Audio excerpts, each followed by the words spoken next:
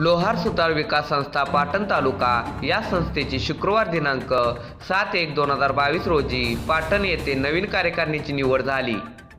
यामध्ये सनपूर गावचे युवा नेतृत्व, विद्यमान ग्रामपंचायत सदस्य श्री दयानंद परशुराम सुतार यांची अध्यक्षपदी बिनविरोध निवड झाली व त्याचबरोबर उपाध्यक्षपदी अनिल सुतार कोयना, सचिव महेश सुतार लेंडोरी, सहसचिव संदीप लोहार मावशी, कार्याध्यक्ष विनोद लोहार मावशी, खजिनदार अच्युत लोहार टोळेवाडी, सहखजिनदार शंकर सुतार नेरे, संपर्क प्रमुख अनिल सुतार मावशी यांची कार्यकारिणीमध्ये बिनविरोध निवड झाली।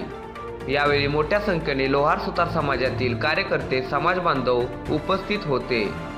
दयानंद सुतार यांच्या निवडीमुळे ढेबेवाडी विभागातील लोहार सुतार समाजात चैतन्याचे वातावरण आहे व सर्व स्तरातून दयानंद सुतार यांचे अभिनंदन होत आहे। पंचनामा न्यूजसाठी सनपूर प्रतिनिधी सुनील देसाई। आपल्या लोकप्रिय पंचनामा न्यूज चॅनेलला सबस्क्राईब करा आणि लाईक करा, शेअर करा।